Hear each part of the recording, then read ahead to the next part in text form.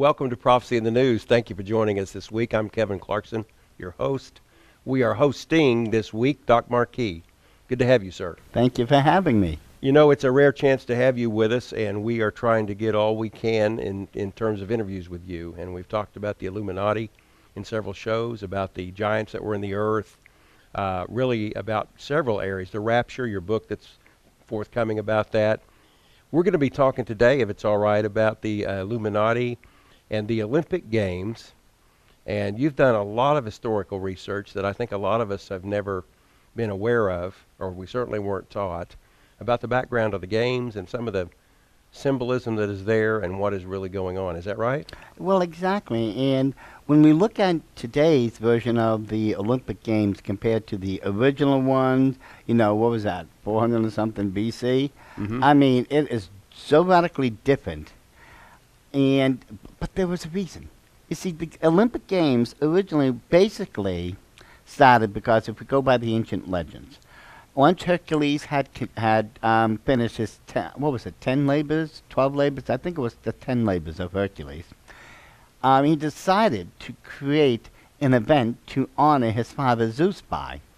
And this is how the Olympic Games started. He came up with this great competition. Yes. And now, of course, back then it had the basic things, you know, discus, the javelin, foot races, and wrestling, and that was about it.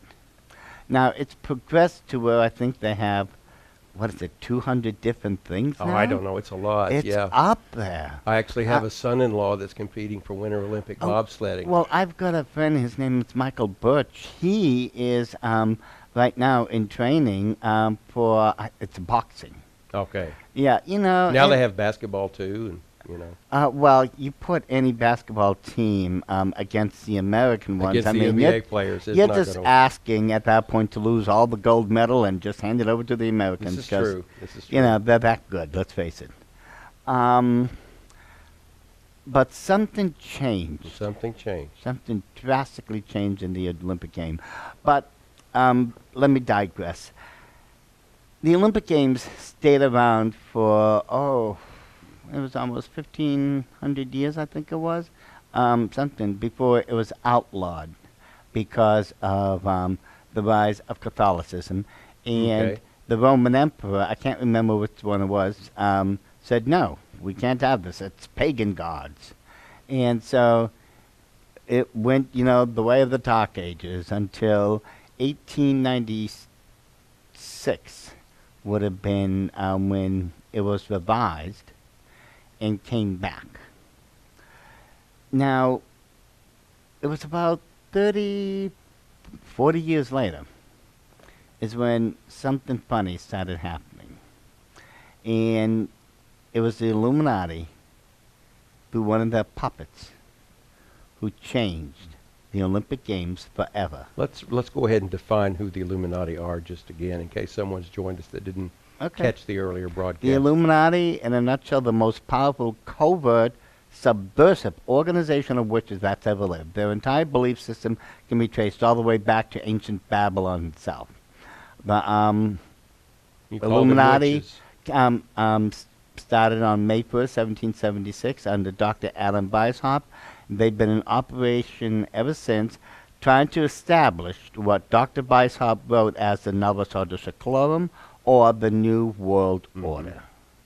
And this is where people, a lot of people believe that it was Papa Bush who came up with this new expression when he was speaking to Congress about, we must create a new world order. After the Persian Gulf War. Right. And then, interesting enough, after he said it, the Pope, I believe it was John Paul II at the time, said, we must create a new world order. After him, and the next world leader, Prince Charles of England, we must create a new world order. And then the Prime Minister of Russia, we must create a new world order. You know, where was this suddenly coming from? You know, was this a new fad that Papa Bush came up with? No. Not at all. Do you know who was the first political figure? Adolf Hitler. Yeah. Hitler. Yeah. the Olympic Games. He was mirroring through the vernacular the marching orders of his masters. We must create a new world order. And when we get to the Olympic Games, they changed it, as I said, forever. We like to think of some of these events as just commonplace. We don't think about it. You know, how many of us just think about the lighting of the Olympic torch, the marathon race the person's going through? He'll enter into the stadium one way or the other and eventually light the Olympic cauldron. Well, that story has its origins in the occult world. It does not begin at the Olympic Games because in the original games, it never existed.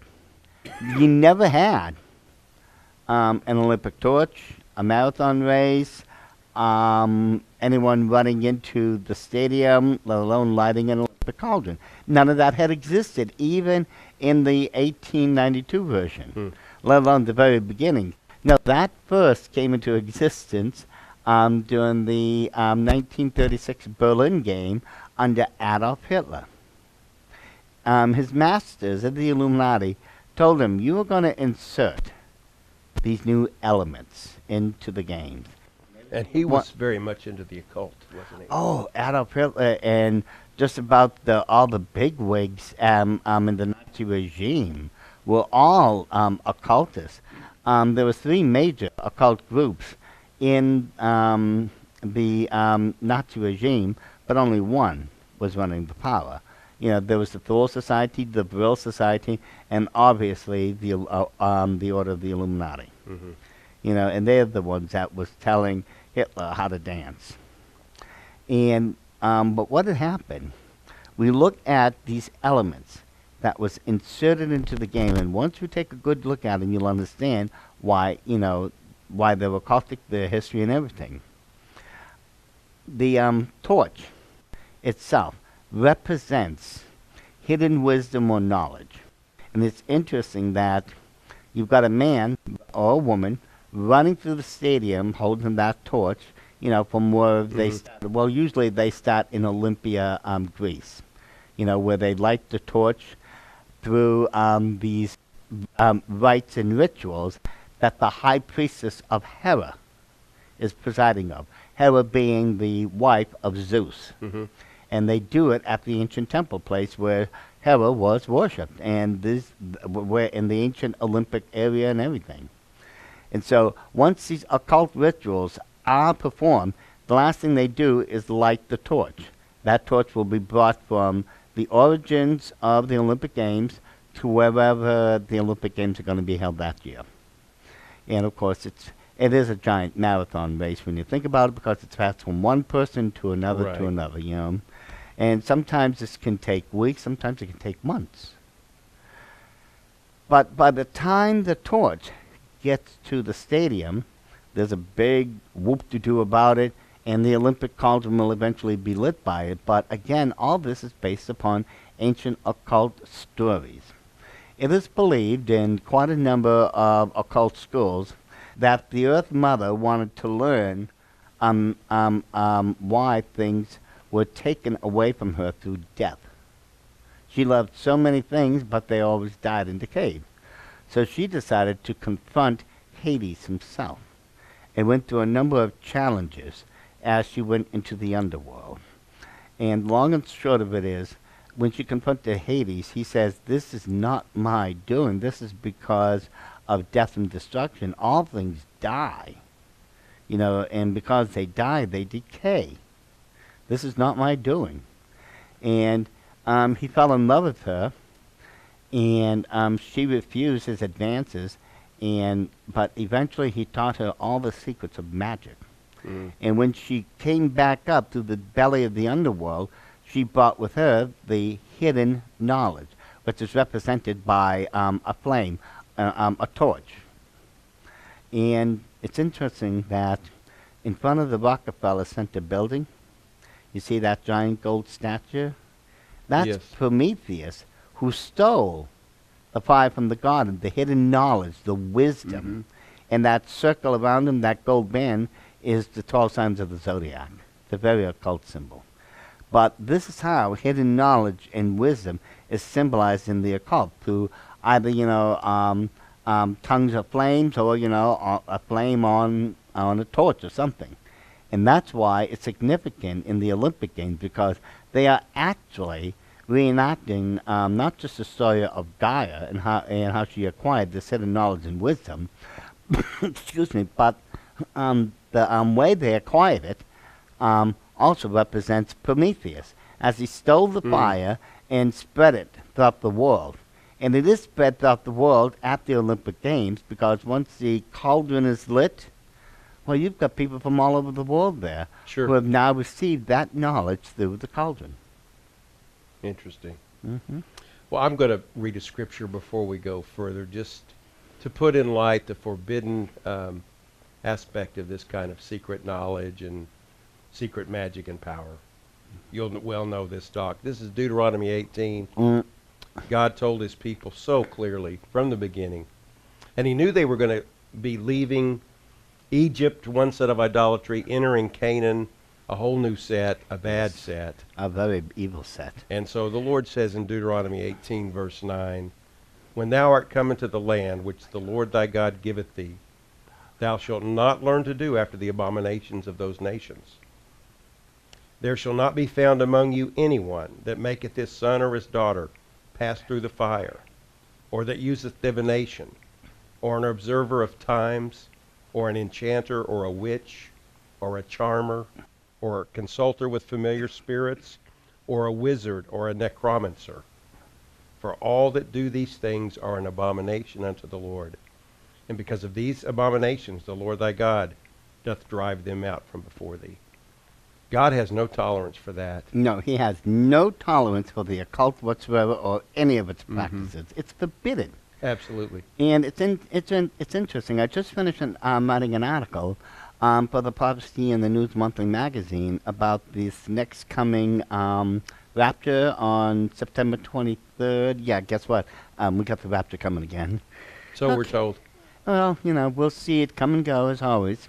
Well, I've told people if everybody is circling that date on their calendar, you can be sure of one thing: it's not going to be on that day. Exactly. Now, it might be the day before. God may wink at us and say, he could come at any time. Yeah, well. But if he's coming in an hour that we think not. So. Exactly, as a thief in the night. As a thief in the night. So, I use that exact verse. Yeah. In the article.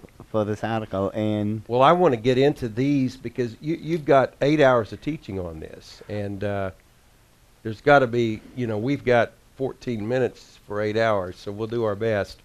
Let me just tell you how you can have these in your home and enjoy them, learn from them. These are each about 4 hours long.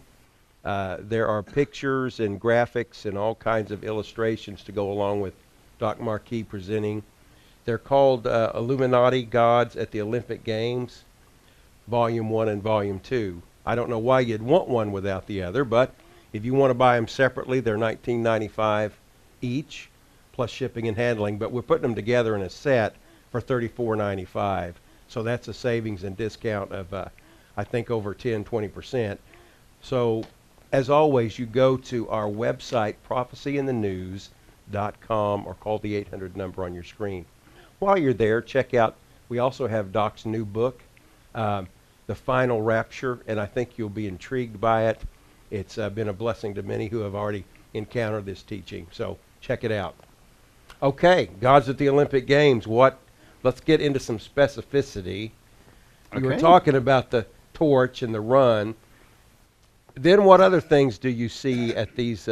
Very easy. Let's look at the bell tower. Okay. If we look at the original games, let alone the one in 1892, there was no such thing as a bell tower, let alone an Olympic bell. Mm-hmm.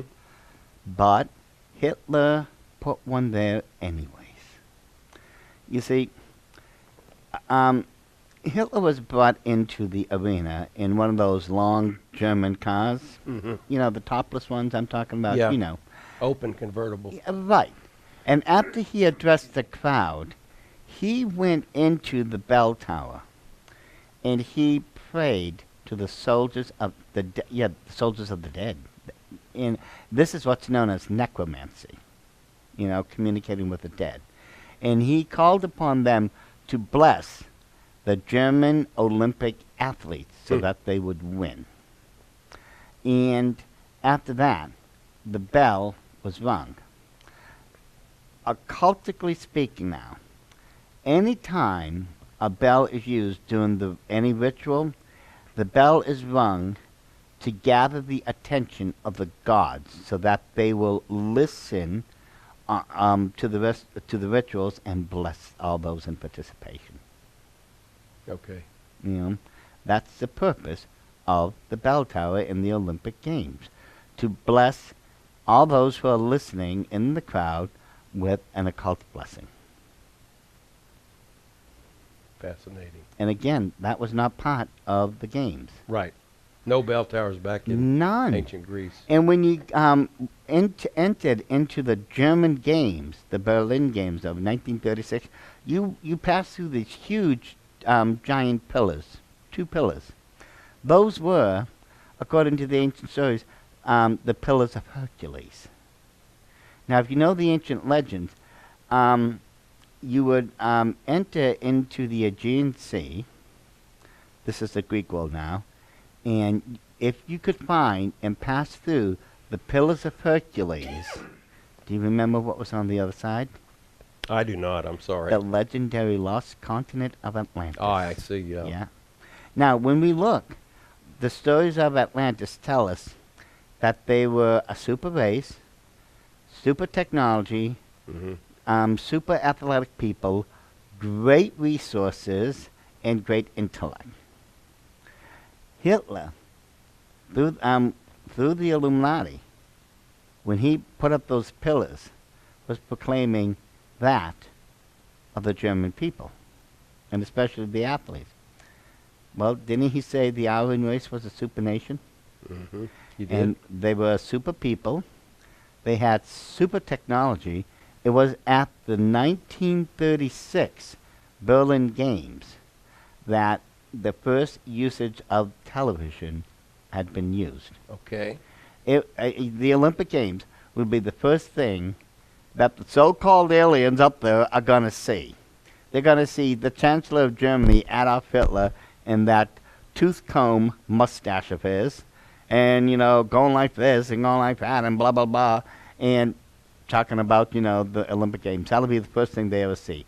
And, interesting enough, they had, I think it was 50 different view screens throughout Germany. It was like looking at one of the old big screen TVs, the projected ones. You could actually go and sit into it. It was like a miniature theater. And you could sit there and watch the Olympic Games playing. And that was in 36. Wow. Yeah. It was the first time television was actually created and utilized. And it was through that the Olympic Games was broadcast. That was truly a feat of super technology. Sure was.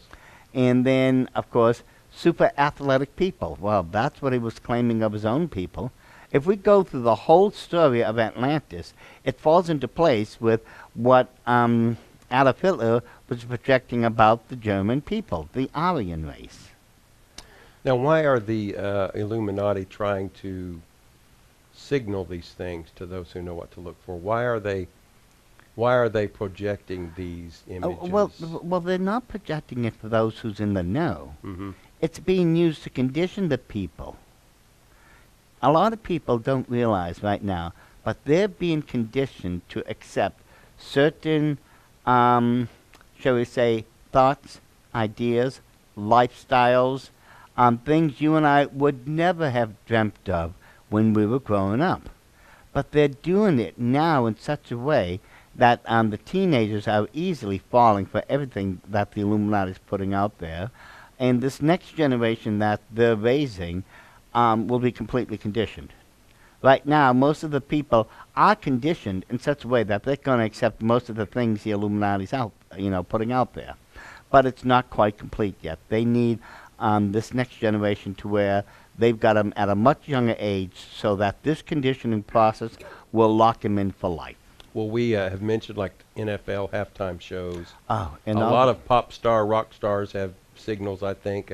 Yes. What kinds of things will they be conditioned for? What types of either lifestyle habits or changes or values? What things would you be referring Well, to? one of the things you can easily, if you want to easily do this, watch what your kids are watching on TV.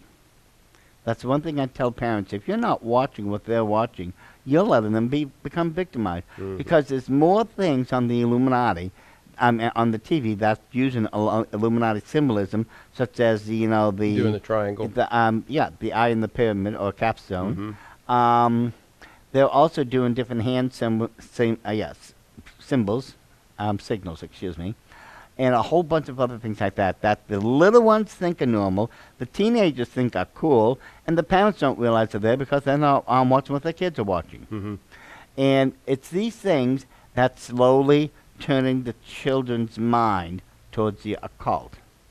That's one of the main reasons why the TV, the movie, records have so many occult themes to them.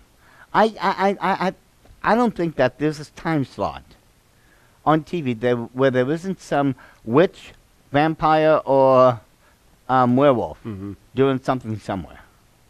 It's become that inundated. Yeah, it's And- everywhere you look. And it's the biggest fad you can imagine. I mean, look at how much Harry Potter. I mean, that's $1 billion industry. What's that other one? The Twilight series. Thank you, Twilight. My goodness. Witches. Friendly vampires. neighborhood vampire, right? Oh. Not a dark, sinister thing. But No, he's in friendly. high school with And his Harry's sweetie. not scary. I mean, it's creepy, but it's designed to acclimate a child to this. And even if you do become bit by a vampire, it's not that bad. Yeah. You get to glisten and glow and all this other stuff. And I'm going, wow, that's definitely a new twist. But they've taken the old stuff and given it a positive, happy spin. And of course, it's a major lie through the teeth. Oh my goodness, it sounds like something Obama did. But nevertheless, so we see all this window dressing so that you can't see the truth. And this is part of the problem. People are not examining these things. They're not watching what their kids are watching. And so all this conditioning is going on so that by the time this Antichrist figure will arrive, the people then will be conditioned to where they're just going to accept him. Just go with it. Well, that's why people aren't, just going with everything in the Olympic Games, because they're not looking at it. They don't understand it. They're not studying it. And it's these Olympic Games that's helping to Because change. there's such a global following.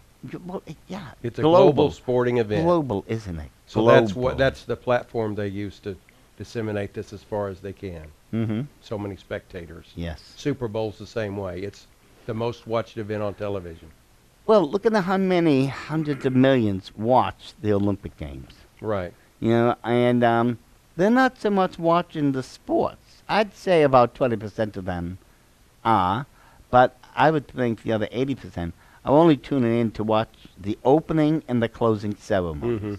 That's where you have, these big productions that are lasting 3-4 hours long, and then eventually, the games begin. But, as I said before, there's a lot of occult themes and symbolism that's used. And starting back, again, in 36, is where the Illuminati started telling a story through these events. The story, the long and short of it is that the ancient serpent god is going to be coming back. And if you know who the serpent god is, obviously we're referencing Satan. And this is exactly what the whole of the beginning of the story to now has been teaching us, that this ancient serpent god really is coming back. And they've used a lot of occult symbolism, especially in the last few games, to really make the point of just how close they feel he is. And that's just part of what's going on at the modern day version of the Olympic Games. Well, Doc, you're well versed in this, and it may be my last chance to ask you right now. What's their end game? We know what the Bible says and how it ends. But in their mind, what's the net result of all of their plan? Where does it land? What does it mean for humanity? If you can tell me in about 2 minutes. Yeah. Well, that's easy enough. Humanity becomes the slave of Lucifer, because in the end it's believed Lucifer is going to kill God and the Holy Spirit and be put up on the throne of God where they feel he rightfully belongs. Mm-hmm. And that from there, Lucifer will be ruling over all of creation. And man will be serving him. Right. And of course, those in the Illuminati, well, they're going to get special positions, power, and all this because they followed Lucifer, the so-called God. And they're so deceived. Oh, the greatest deceivers on the earth are the greatest deceived. Well, that's surely true here. Mm-hmm. So what can we do as believers, knowing that, God's plan and prophecy march on relentlessly? We can't stop it. But how do we live our life every day being aware of these Live things? your life as if you've got a tomorrow, but prepare for tomorrow because we don't know if Christ is going to return or not. I tell everyone, just simply follow today as you would have yesterday. Just keep doing the best you can, and when the rapture happens, it's going to happen when you least expect it. Mm-hmm. And then after that, the tribulation period, which we won't be around for. God be praised. Yeah. Should we keep our eye out on the news stories of the culture for more signs? Yes, always do that. Because whenever you see the activity of the Illuminati, whenever you see them move, watch for the prophecies. Because God has always got every single one of their plans counted. Amen. And so watch for activity out of nowhere and keep your eye on where it's going. Because I guarantee you, more than likely, especially nowadays, it has something to do with the coming New World Order. And it's accelerating, don't you believe? Greater right now than all of recorded history. Mhm. We are accelerated, literally plunging, if you Toward would, this. to our own destruction. Wow. Well, friends, I want to tell you, these are dangerous but exciting times to be alive. Dangerous if you don't know Christ. Exciting if you do. Because if you know him, his coming draws nigh. Every day is closer. Soon he will call his people, we will be caught up. We will escape the judgment and wrath coming on this earth. We will prepare to usher in a millennium and then an eternity of joy and gladness. But if you don't know the Lord, don't be deceived. Satan hates you, and he has a horrible plan for your life. Run away from him. Resist the devil. Submit to God. Give your life to Christ, and let's keep looking up.